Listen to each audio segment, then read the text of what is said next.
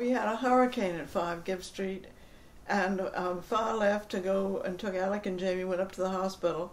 I did not know that Gibb Street had once been a creek, and the water started to rise out there. The house was 5 or 6 feet off of the ground, but the water started to rise, and I got really just terrified. It went up 3 or 4 feet, and there were paint cans floating down from other houses and old boards and things coming down that.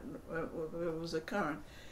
Fa calls. I'm up on the 2nd floor with loaves of bread, whatever I had in the kitchen, some water, and life jackets. And I've got Austin, Dan, and Julian up there with me.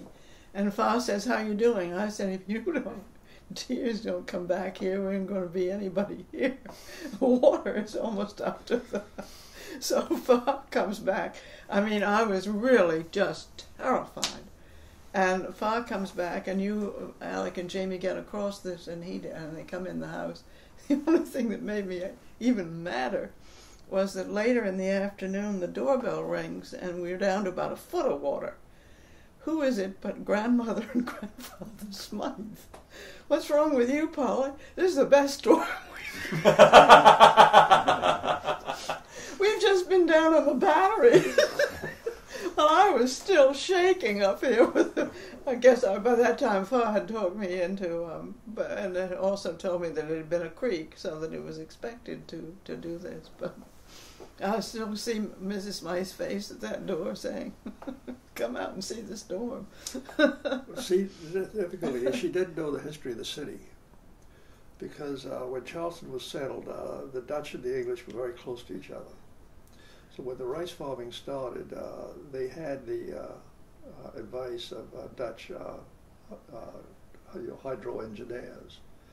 And so the whole business of how high the water would rise was taken into effect.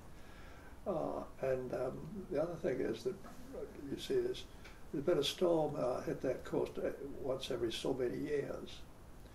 Well, the Gibb Street house was built in the 1850s. So by that time, they'd had 180 years of experience with storms, and they knew how high the water came. So that's the reason the houses were on pillars.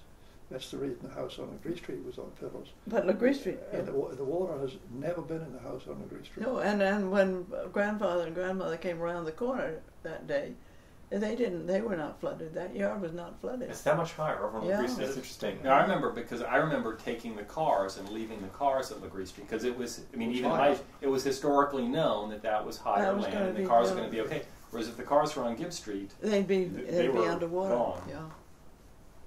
Gracie Street made it through Hugo too. It didn't get No, water it didn't. In it. It got water under it. The yard got flooded, but not the house. See, that house is on pillars too. Yeah. You could almost stand up under the Gibb Street house. You couldn't nearly stand up under the Gracie Street house. If you asked me how many feet it was, but